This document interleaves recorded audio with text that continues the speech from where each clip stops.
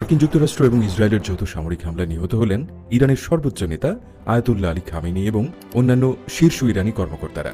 আর শনিবারের ওই হামলার পর থেকেই উপসাগরীয় অঞ্চল জুড়ে ইসরায়েল এবং মার্কিন সামরিক ঘাঁটিগুলোতে একের পর এক পাল্টা আঘাত হানতে শুরু করে তেহরান। কিভাবে মধ্যপ্রাচ্যের সবচেয়ে জটিল সামরিক কাঠামোটি এই নতুন যুদ্ধে অবতীর্ণ হচ্ছে? গত বছরের জুনের 12 দিনের যুদ্ধের পর থেকে তাদের সামরিক কৌশলে ঠিক কি পরিবর্তন এসেছে? আর খামেনিবিহীন ইরান কি পারবে পরাশক্তিগুলোর সাথে এই দীর্ঘস্থায়ী টিকে থাকার লড়াইয়ে জয়ী হতে?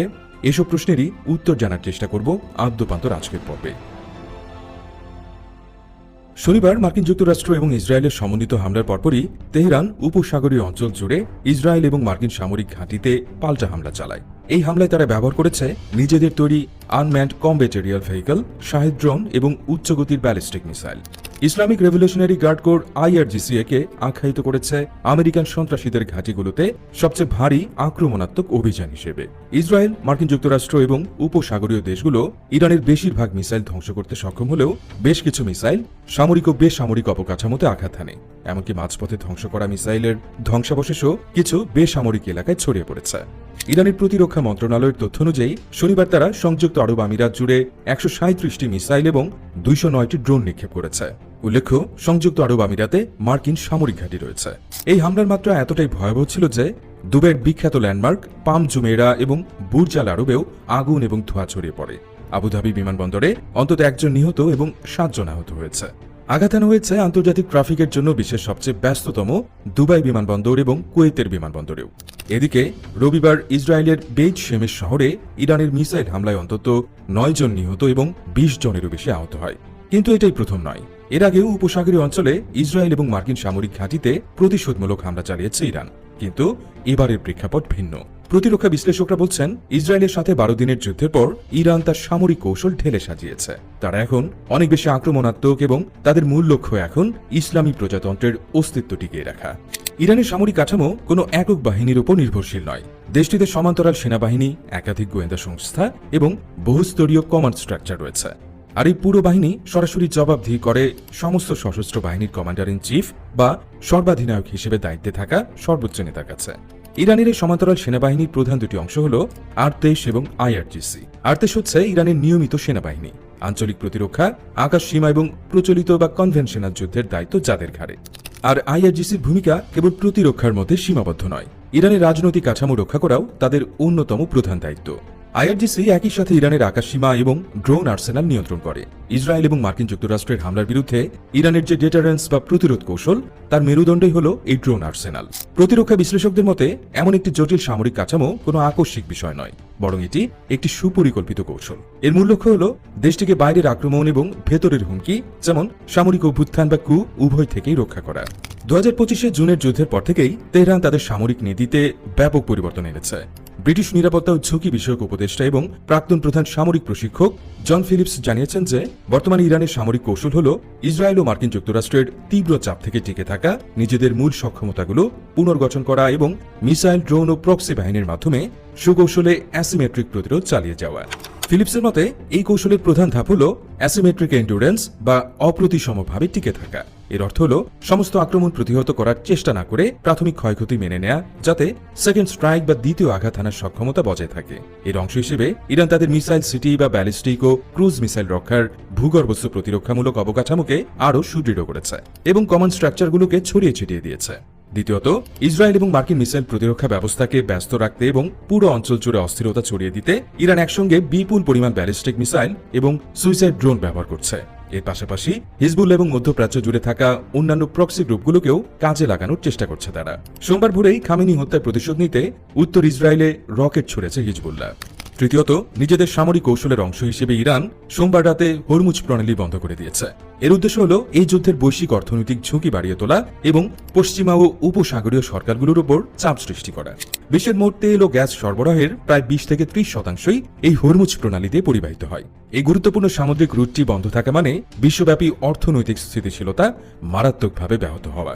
অবশ্য এর আগেই রবিবারের শিপিং ডেটা থেকে দেখা গেছে যে অপরিশোধিত তেল এবং তরলীকৃত প্রাকৃতিক গ্যাস LNG বহনকারী অন্তত 150টি ট্যাঙ্কার প্রণালীর বাইরে উপসাগরের উন্মুক্ত স্থানে নোঙর ফেলে অপেক্ষা করছে। জন ফিলিপসের বিশ্লেষণে দেখা যায়, গত বছরের জুনের পর থেকে তেহরান প্রাথমিকভাবে প্রতিরক্ষামূলক নীতি থেকে সরে এসে স্পষ্টতই আক্রমণাত্মক অবস্থান নিয়েছে। এমনকি ইরান ঝুঁকি নেওয়ার ক্ষেত্রেও আরও সাহসী হয়ে উঠেছে। কিন্তু তাদের দুর্বল সক্ষমতা এবং শাসন ব্যবস্থা পতনের মতো সর্বাত্মক যুদ্ধের কথা মাথায় রেখে তারা একটানা উচ্চমাত্রার সংঘাতের বদলে খণ্ড খণ্ড ও পরিকল্পিত হামলার পথ বেছে নিচ্ছে। তাদের বর্তমান প্রতিক্রিয়াটি অনেকটা 2020 সালের জানুয়ারিতে আইআরজিসি সামরিক কমান্ডার কাসিম সোলাইমানি নিহত হওয়ার পরের পরিস্থিতির মতো হতে পারে বলে ধারণা করা হচ্ছে।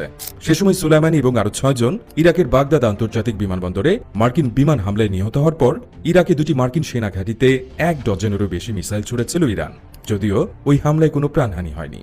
ফিলিপসের মতে, খামেনির মৃত্যুর শোক পালনের সময়টাতে ইরান সম্ভবত প্রতিশোধ নিতে অতিরিক্ত প্রক্সি হামলা চালাবে।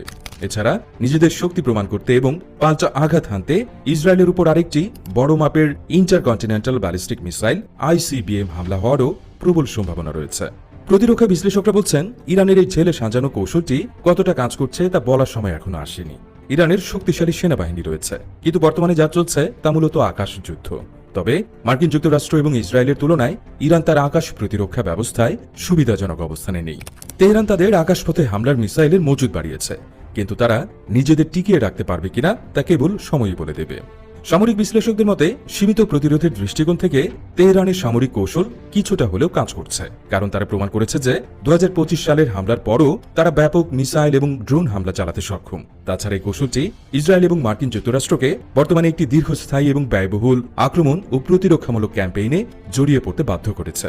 তবে যুক্তরাষ্ট্র এবং ইসরায়েলের হামলায় ইরানের পারমাণবিক এবং মিসাইল অবকাঠামো ব্যাপকভাবে ক্ষতিগ্রস্ত হয়েছে। তাদের অর্থনীতি আরও দুর্বল হয়ে পড়েছে এবং তেহরানে হামলায় তারা খামেনিকে হারিয়েছে। এর অর্থ হল তাদের এই কৌশল গুরুতর বিপর্যয় ঠেকাতে পারেনি। শনিবারের হামলার আগে ইরানি কর্মকর্তারা সতর্ক করেছিলেন যে ওয়াশিংটন বা তেল আবিবের যে কোনো আক্রমণকে একটি নিয়ন্ত্রিত অপারেশন হিসেবে নয়, বরং একটি বৃহত্তর যুদ্ধের সূচনা হিসেবেই দেখা হবে। খামেনি নিহত হওয়ার পরও এই অনড় অবস্থানে অটল রয়েছেন তারা।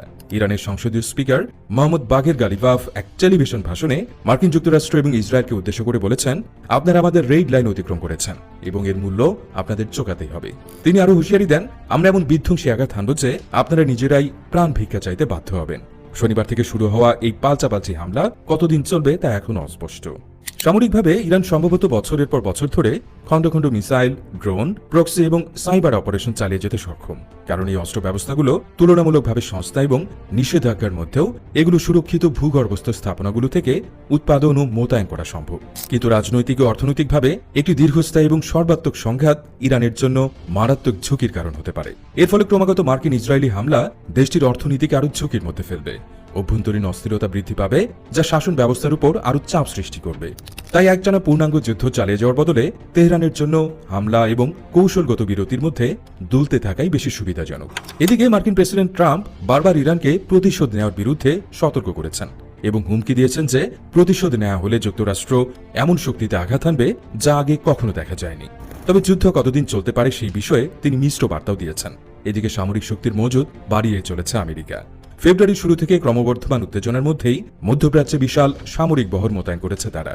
ওপেন সোর্স ইন্টেলিজেন্স বিশ্লেষক এবং সামরিক ফ্লাইট ট্র্যাকিং ডেটা অনুসারে ফেব্রুয়ারির শুরু থেকে মার্কিন যুক্তরাষ্ট্র এই অঞ্চলে 120টিরও বেশি যুদ্ধবিমান মোতায়েন করেছে, যা 2003 সালের ইরাক যুদ্ধের পর মধ্যপ্রাচ্যে মার্কিন বিমান শক্তির সবচেয়ে বড় মোতায়েন। এর মধ্যে রয়েছে E-3 সেন্ট্রি অ্যাওয়াক্স aircraft, F-35 stealth fighter, F-22 air superiority jet এবং F-15 ও F-16 যুদ্ধবিমান।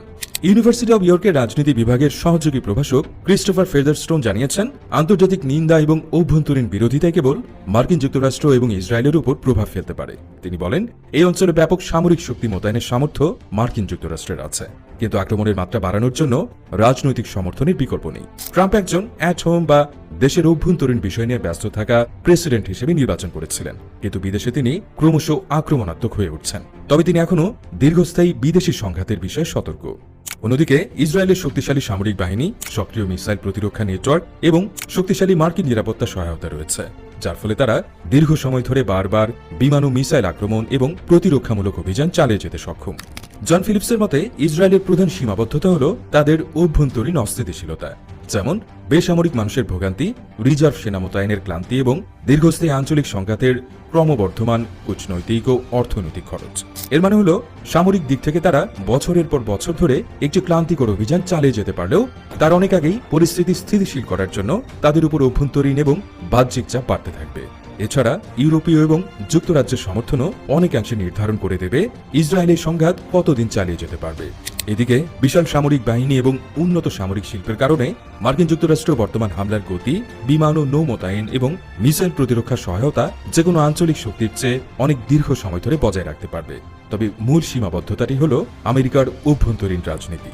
মধ্যপ্রাচ্যে আরেকটি অন্তহীন যুদ্ধে জড়ানোর বিষয়ে সাধারণ মানুষের আগ্রহের বিষয়টিও তাদের মাথায় রাখতে হবে। তাই মার্কিন যুক্তরাষ্ট্র সম্ভবত একটি অনির্দিষ্টকালের সর্বাত্মক যুদ্ধের পরিবর্তে একটি নিয়ন্ত্রিত অভিযানের দিকে লক্ষ্য রাখবে। ফিলিপস যোগ করেন, যুদ্ধ থামানোর ক্ষেত্রে তাদের অনুঘটক হবে মিত্রদের রাজনৈতিক সদিচ্ছা এবং ইরানের পরবর্তী সর্বোচ্চ নেতার উপর তারা কতটা প্রভাব বিস্তার করতে পারে তার মাত্রা। ইরান, ইসরায়েল এবং যুক্তরাষ্ট্রের এই ত্রিমুখী লড়াই মধ্যপ্রাচ্যের ভূ রাজনীতিকে এমন এক খাদের কিনারায় এনে দাঁড় করিয়েছে যার শেষ পরিণতি কি হবে তা কেবল সময়ই বলতে পারে।